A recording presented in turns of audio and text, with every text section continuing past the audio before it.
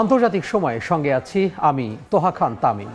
বিরোধীদের চাপে পদত্যাগ করবেন না বলে সাফ জানিয়ে দিয়েছেন ফ্রান্সের প্রেসিডেন্ট ইমানুয়েল ম্যাক্রো। প্রেসিডেন্টের মেয়াদ পূর্ণ না হওয়া পর্যন্ত তার স্থানে তিনি বহাল থাকবেন। জাতির উদ্দেশ্যে দেয়া ভাষণে তিনি আরও বলেছেন, কয়েকদিনের মধ্যেই নতুন প্রধানমন্ত্রীর নাম ঘোষণা করবেন। এর মধ্যে ফ্রান্সের গণমাধ্যমে উঠে এসেছে বেশ কয়েকজন ব্যক্তির নাম যারা থাকতে পারেন সম্ভাব্য প্রধানমন্ত্রী তালিকায়। এ তালিকায় রয়েছে প্রেসিডেন্টের ঘনিষ্ঠ কয়েকজনের নাম। প্রস্তাব তোলায় প্রধানমন্ত্রীর পদত্যাগের পর প্রেসিডেন্ট ইমানুয়েল ম্যাক্রোকেও পদত্যাগের জন্য চাপ দিচ্ছে বিরোধীরা। যোগ্য প্রার্থীর সন্ধান করছে দেশটির প্রেসিডেন্ট।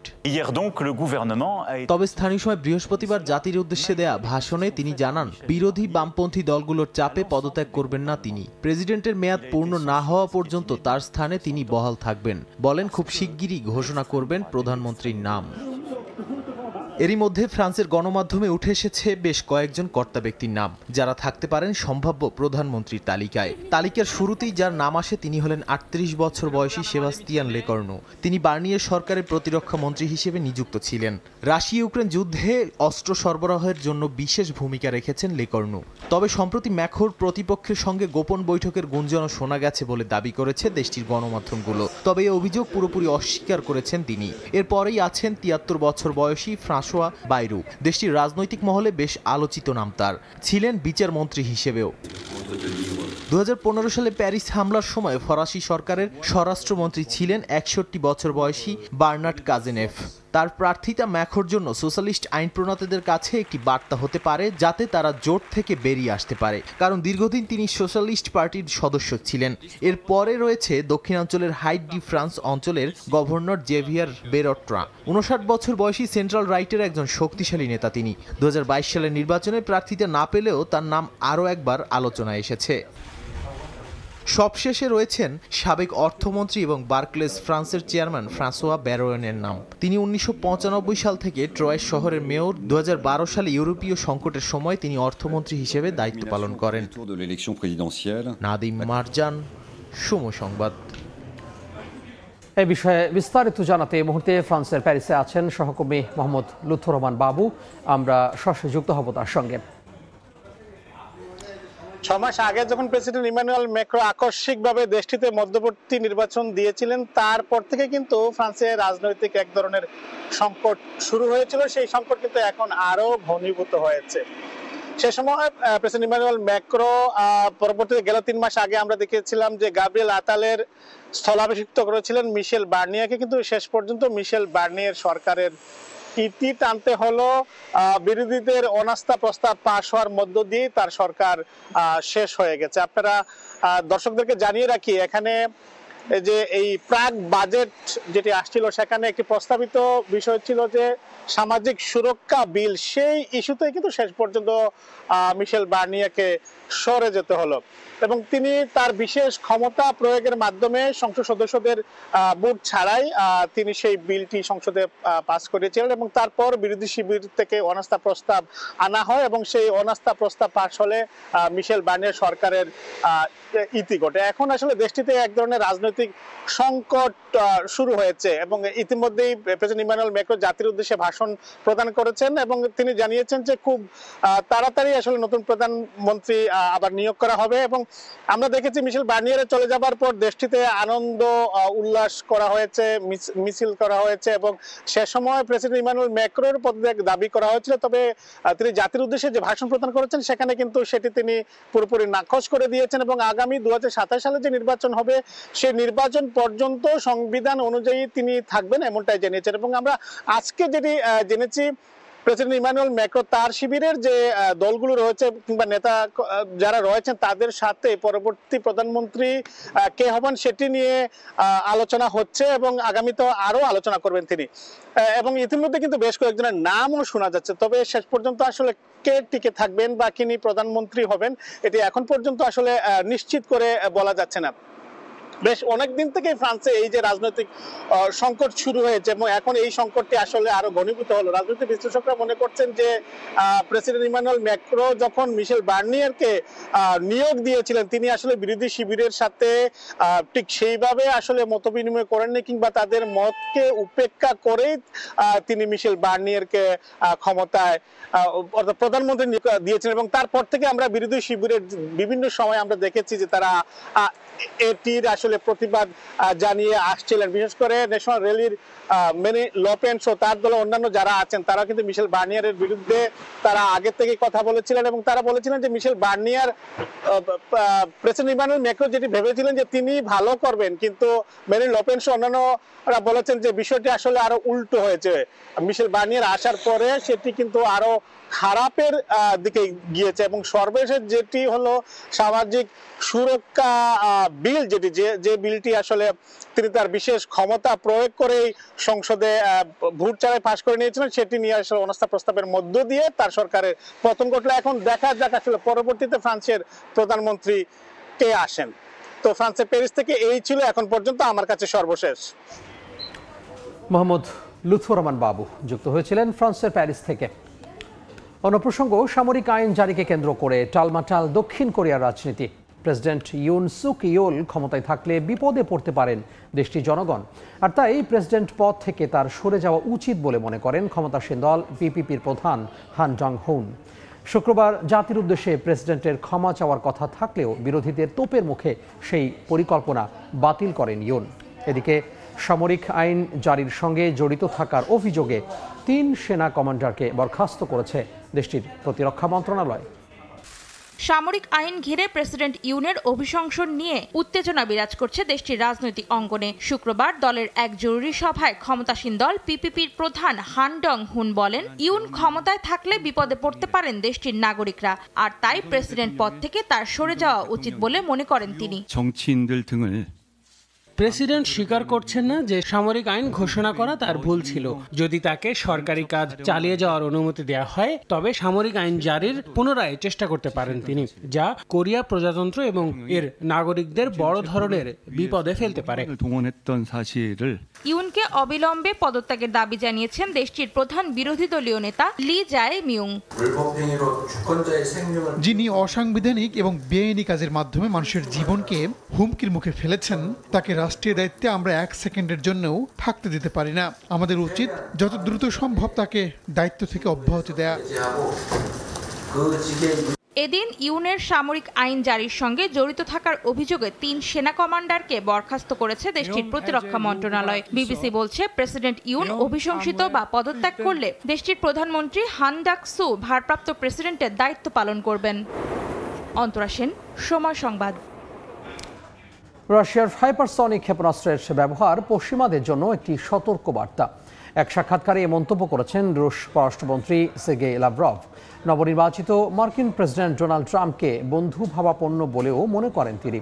গেল একদিনে কিয়েভের ছোঁড়া 100টিরও বেশি ড্রোন ও যুক্তরাষ্ট্রের তৈরি 2টি হিমারস রকেট ভূপাতিতের দাবি করেছে মস্কো। চলমান সংঘাতের মধ্যেই কুরস্কে নতুন গভর্নর নিয়োগ দিয়েছেন রুশ প্রেসিডেন্ট ভ্লাদিমির পুতিন।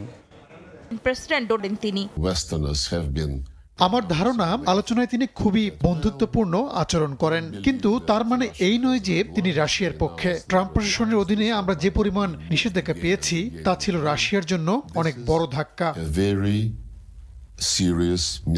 এদিকে সীমান্তবর্তী কুর্স্ক অঞ্চলে নতুন গভর্নর নিয়োগ দিয়েছেন রুশ প্রেসিডেন্ট ভ্লাদিমির পুতিন। বৃহস্পতিবার আলেকজান্ডার খিনস্টেইন দক্ষিণ কুরস্কের ভারপ্রাপ্ত গভর্নর হিসেবে নিযুক্ত হন। অন্তরা সেন, সময় সংবাদ। চীনে রাষ্ট্রদূত হিসেবে সাবেক সিনেটর ডেভিড পার্ডুকে মনোনীত করেছেন নবনির্বাচিত মার্কিন প্রেসিডেন্ট ডোনাল্ড ট্রাম্প। বৃহস্পতিবার তার নাম ঘোষণা করে ট্রাম্প বলেন, এ অঞ্চলের শান্তি বজায় মার্কিন কৌশল বাস্তবায়ন ও চীনের নেতাদের সঙ্গে একটি উৎপাদনশীল ব্যবসায়িক সম্পর্ক স্থাপনে পার্ডু সহায়ক হবেন। রিপাবলিকান পার্ডুকে 2015 থেকে 2021 সাল পর্যন্ত সিনেটর হিসেবে দায়িত্ব পালন করেন। এর আগে একজন ব্যবসায়িক নির্বাহী হিসেবে 40 বছরের কর্মজীবনে হংকংয়ে ছিলেন তিনি। 2025 সালের 20 জানুয়ারি আনুষ্ঠানিকভাবে হোয়াইট হাউসের মসনদে বসবেন ট্রাম্প। নির্বাচনী প্রচারণার সময় চীনা পণ্যের ওপর 60% বেশি শুল্ক আরোপের হুমকি দিয়েছিলেন তিনি। পরে নাজেহাল যুক্তরাষ্ট্রের মধ্য পশ্চিমাঞ্চল ও উত্তর পূর্বাঞ্চলের বিভিন্ন অঙ্গরাজ্য। নিউ ইয়র্কে প্রাণ হারিয়েছেন 2 জন। বৈরী আবহাওয়ার জেরে বৃহস্পতিবার ওহাইওতে জারি করা হয় ভ্রমণ সতর্কতা। রেকর্ড করা হয় 5 ফুট পর্যন্ত তুষারপাত। বরফের স্তর পড়ায় চরম দুর্ভোগে পড়েছেন উইসকনসিনের বাসিন্দারা।